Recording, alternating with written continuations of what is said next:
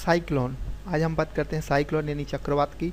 चक्रवात low pressure के ऐसे एरिया होते हैं जिनके चारों ओर हाई प्रेशर होता है और वह बढ़ता जाता है। इस स्थिति में हवाएं लो प्रेशर को भरने के लिए हाई प्रेशर से लो प्रेशर की ओर चलने लगती हैं और वो हवाएं बहुत इतनी तेज़ गति से आती हैं, इतनी तेज़ गति से आती हैं और वो आपस में टकराने लगती हैं और लो प्रेशर के गोल गोल घूमने लगती हैं। इससे चक्रवात का निर्माण होता है। चक्रवात विस्तार में बात करेंगे, उससे पहले हम समझते हैं कि चक्रवात होता कैसा है। चक्रवात गोलाकार, अंडाकार या भी आकार के समान दिखाई देते हैं। चक्रवात खराब मौसम के प्रतीक माने जाते हैं। चक्रवात खराब मौसम का प्रतीक माने जाते हैं। चक्रवात से तीव्र वर्षा होती है, बिजली चमकती है और तूफान आते हैं। चक्रवात की दिशा, चूँकि हम जानते हैं कि ये ग्लोब है, यहाँ ये विषुवत रेखा यानी इक्वेटोरियल लाइन यहाँ से जो ऊपर हैं उत्तर में है वहाँ पर उत्तरी गोलार्ध और यहाँ से विषुवत रेखा की जो दक्षिण में है उन्हें दक्षिणी गोलार्ध कहा जाता है। तो उत्तरी गोलार्ध में एंटी क्लॉकवाइज चक्रवात की दिशा एंटी क्लॉकवाइज और दक्षिणी गोलार्ध में क्लॉकवाइज होती है, क्लॉकवाइज और यहाँ पे एंटी क्लॉकवाइज चलती है। अब हम चक्रवातों के बनने के कारण जानेंगे। चक्रवातों की बनने की कौन कौन सी परिस्थितियाँ हैं। इसके लिए तो सबसे पहला बहुत बड़ा एरिया होना चाहिए, खुला एरिया होना चाहिए जहाँ चक्रवात का विकास हो सके। इसलिए चक्रवात का विकास समुद्रों में होता है। केंद्र में निम्न वायु दाब होना चाहिए यानी लो प्रेशर होना चाहिए और बाहर हाई प्रेशर होना चाहिए। अब हम बात करते हैं चक्रवात कितने प्रकार के होते हैं। चक्रवात मुख्यतः दो प्रकार के होते हैं। एक शीतोष्ण कटिबंधीय चक्रवात, इंग्लिश में उसे टेम्परेट साइक्लोन, और दूसरा होता है उष्ण कटिबंधीय चक्रवात यानी ट्रॉपिकल साइक्लोन। तो सबसे पहले हम बात जानते हैं टेम्परेट जोन और ट्रॉपिकल जोन।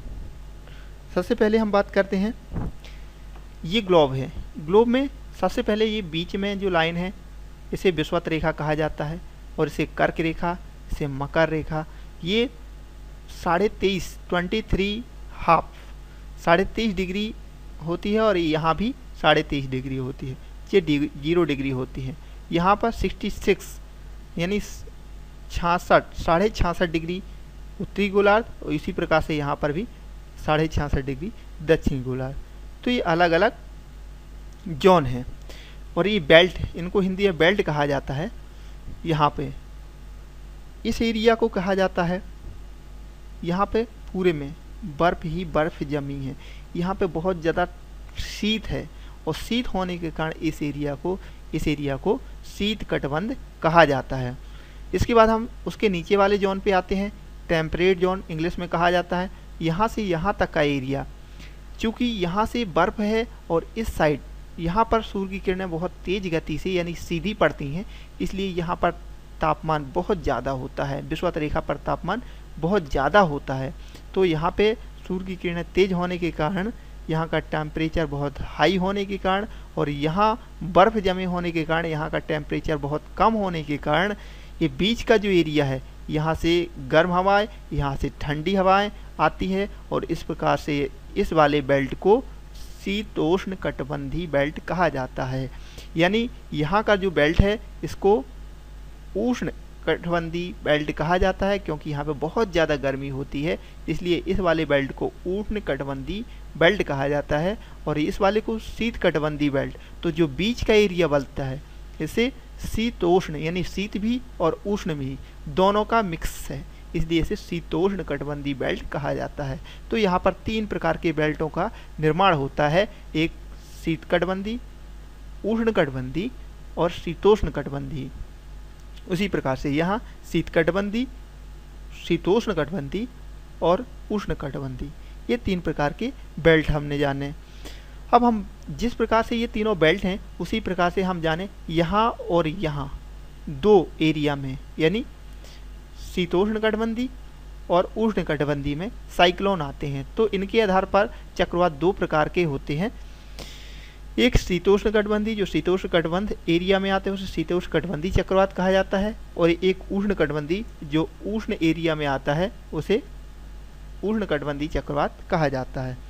शीतोष्ण कटिबंधीय ये चक्रवात वहाँ बनते हैं जहाँ 2 विपरीत स्वभाव वाली हवाएं आपस में मिलती हैं। इस प्रक्रिया में वाताग्र का निर्माण होता है। जैसा कि मैंने बताया, ऊपर से ठंडी हवाएं और नीचे से गर्म हवाएं जाती हैं और यहाँ पर दो विपरीत स्वभाव वाली हवाएं टकराती हैं और इस प्रकार वो जो गर्म हवाएं ठंडी हवाओं, ऊपर से जो ठंडी हवाएं आती हैं और यहाँ से गर्म हवाएं जाती हैं, इस प्रकार से गर्म हवाओं का खाली स्थान है, गर्म हवाएं का खाली स्थान ठंडी हवाएं भर लेती हैं। यहाँ पर गर्म हवाएं ऊपर की ओर उठती हैं और ठंडी हवाएं इनका स्थान लेने लगती हैं। इस प्रकार ये अपनी वाताग्र का निर्माण करती हैं, एक वाताग्र का निर्माण करती हैं और आपस में घूमने लगती हैं और इस प्रकार ये शीतोष्णकटिबंधीय चक्रवात का निर्माण करती हैं और इसी से शीतोष्णकटिबंधीय क्षेत्रों में वर्षा होती है। शीतोष्णकटिबंधीय चक्रवात 35 डिग्री से, यानी यहाँ 23.5 तो थोड़ा यहाँ से, शीतोष्णकटिबंधीय चक्रवात 35 डिग्री से 65 डिग्री के बीच, 35 से 65 यहाँ इनके बीच चक्रवातों का निर्माण होता है और इनका आकार अंडाकार गोलाकार भी होता है, जैसा कि मैंने अभी पहले बताया। और इनमें जो बीच में केंद्र होता है वो नहीं पाया जाता, आँख नहीं पाई जाती, यानी जो शीतोष्णकटिबंधीय चक्रवात हैं उसमें आँख नहीं पाई जाती। जो इनकी गति होती है पूरब की ओर चलती है, पश्चिम से पूरब की ओर, पश्चिम से पूरब की ओर। क्यों होता है ऐसा? क्योंकि जो पृथ्वी की घूर्णन गति है वो पश्चिम से पूरब की ओर होती है, तो जो बीच वाला भाग है यहाँ की जलधाराएं और पवनें पृथ्वी के घूर्णन का साथ नहीं देती और वो अपोजिट दिशा में घूमने लगती हैं, जबकि ऊपर और नीचे की हवाएं और जलधाराएं पृथ्वी की दिशा में ही घूमती हैं। शीतोष्णकटिबंधीय चक्रवात का एरिया 1000 किलोमीटर से 2000 किलोमीटर तक होता है। इनकी गति पश्चिम से पूरब की ओर होती है और इनकी जो रफ्तार होती है चक्रवात की वो 32 किलोमीटर प्रति घंटा की रफ्तार से होती है, यानी 32 किलोमीटर प्रति घंटा की गति से चक्रवात आते हैं, यानी बहुत स्लो आते हैं। और यहाँ के चक्रवात जो आते हैं वो अच्छे माने जाते हैं। इसके कारण कई देशों में इन्हीं चक्रवातों के कारण वर्षा होती है जो हमारे लिए लाभप्रद सिद्ध होते हैं। परंतु ठंड के दिन इनकी गति 48 किलोमीटर प्रति आवर होती है, यानी 48 किलोमीटर प्रति घंटा हो जाती है। इन चक्रवातों से बादलों का निर्माण होता है, भारी वर्षा होती है, ओले भी गिरते हैं। जब शीतोष्णकटिबंधीय चक्रवात आते हैं तो सफ़ेद बादल आकाश में दिखाई देते हैं। शीतोष्णकटिबंधीय चक्रवात कई घंटों से कई दिनों तक बने रहते हैं और वर्षा करते रहते हैं। अब हम बात करते हैं ट्रॉपिकल साइक्लोन, यानी उष्णकटिबंधीय चक्रवात। ये चक्रवात कर्क और मकर रेखा के बीच में आते हैं। जैसा कि मैंने पहले बताया कि उष्णकटिबंधीय चक्रवात ट्रॉपिक ऑफ कैंसर और ट्रॉपिक ऑफ कैप्रिकॉर्न के बीच आते हैं। ये चक्रवात की उत्पत्ति ताप के कारण होती है। जैसा कि मैंने पहले बताया कि यहाँ पर सूर्य की किरणें बिल्कुल सीधी पड़ती हैं, सीधी पड़ने के कारण यहाँ पे काफ़ी टेम्परेचर होता है और ताप उत्पन्न करती हैं और यहाँ से गर्म हवाएं ऊपर की ओर उठने लगती हैं। उष्णकटिबंधीय चक्रवात महासागरों में उत्पन्न होते हैं। इनकी गति पूरब से पश्चिम की ओर चलती है, क्योंकि पृथ्वी की गति पश्चिम से पूरब है और वो अपनी घूर्णन गति के कारण पृथ्वी की घूर्णन गति का साथ नहीं दे पाते और अपोजिट दिशाओं में उनकी गति होती है। इनके चलने की दिशा ईस्ट टू वेस्ट होती है, यानी पूरब से पश्चिम की ओर चलती हैं। इनका विस्तार 150 किलोमीटर से 750 किलोमीटर तक होता है। इनका एरिया 150 से 750 किलोमीटर तक होता है। इनकी गति 120 किलोमीटर पर आवर यानी 120 किलोमीटर प्रति घंटा तक हो सकती है। ये चक्रवात बहुत ही विनाशकारी होते हैं। ये चक्रवात की उत्पत्ति कैसे होती है? यहाँ पर बहुत ज़्यादा गर्मी होने के कारण गर्म हवाएं ऊपर उठती हैं और उन गर्म हवाओं के ऊपर उठने के कारण यहाँ पे लो प्रेशर क्रिएट होता है और लो प्रेशर को भरने के लिए यहाँ से और इस साइड से सभी ओर से लो प्रेशर को भरने के लिए हाई प्रेशर से लो प्रेशर की ओर पवनें बहुत तेज़ गति से चलती हैं और यह इस प्रकार से आपस में टकराती हैं और गोल गोल घूमने के कारण साइक्लोन का निर्माण होता है। इनके केंद्र में अत्यंत निम्न दाब होता है और इस कारण से चारों ओर की वायु बहुत तेज गति से इस ओर लपटती है, जिससे चक्रवात की आंख का निर्माण होता है। आंख वास्तव में कम वायुमंडलीय दाब का क्षेत्र होता है, जिससे मौसम शांत रहता है। जैसे ही उष्णकटिबंधीय चक्रवात स्थल खंड में प्रवेश करते हैं तो घर्षण के कारण इन चक्रवातों की गति कम होती जाती है और धीरे धीरे समाप्त हो जाते हैं। ये चक्रवात समुद्री तटीय क्षेत्र से ज़्यादा विनाश करते हैं।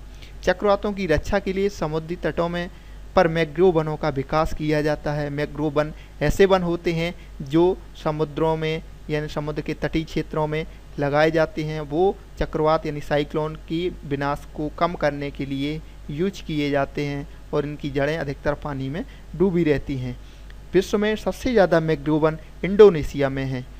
उष्णकटिबंधीय चक्रवातों के अलग अलग क्षेत्रों में अलग अलग नाम हैं, जैसे मेक्सिको और कैरिबियन सागर। मेक्सिको और कैरिबियन सागर में इसे हरिकेन कहा जाता है। चीन, जापान, फिलीपींस में टाइफून कहा जाता है। ऑस्ट्रेलिया में बिलीबिली कहा जाता है। हिंद महासागर यानी भारत में चक्रवात कहा जाता है। यूएसए में टोर्नेडो कहा जाता है। तो टेम्परेट साइक्लोन यानी शीतोष्णकटिबंधीय चक्रवात और उष्णकटिबंधीय चक्रवात के बीच में हम थोड़ा सा तुलनात्मक अध्ययन करते हैं कि इनकी गति क्या होती है। टेम्परेट शीतोष्णकटिबंधीय चक्रवात 30 डिग्री से 60 डिग्री अक्षांश के बीच बनते हैं, जबकि जो उष्णकटिबंधीय चक्रवात है कर्क और मकर रेखा के बीच बनते हैं। इसमें वाताग्र का निर्माण होता है, यानी यहाँ पर वाताग्र का निर्माण होता है, जबकि इनमें वाताग्र नहीं बनते। इसमें दो विपरीत की स्वभाव की वायु के कारण चक्रवात का निर्माण होता है। यहाँ पर तापमान के कारण चक्रवात का निर्माण होता है। इनकी गति, इनका जो एरिया होता है 1000 से 2000 किलोमीटर तक होता है, जबकि इनका एरिया 150 से 750 किलोमीटर तक होता है। इनकी गति 32 किलोमीटर तक होती है, जबकि इनकी गति 120 किलोमीटर प्रति घंटा होती है। यानी ये बहुत तेज़ गति से आते हैं और ये बहुत स्लो गति से आते हैं, इसलिए ये हमारे लिए लाभप्रद भी होते हैं, वर्षा करते हैं, जबकि हमारे लिए विनाशकारी होते हैं। इनमें आँख नहीं बनती, जबकि इनमें आँख बनती है।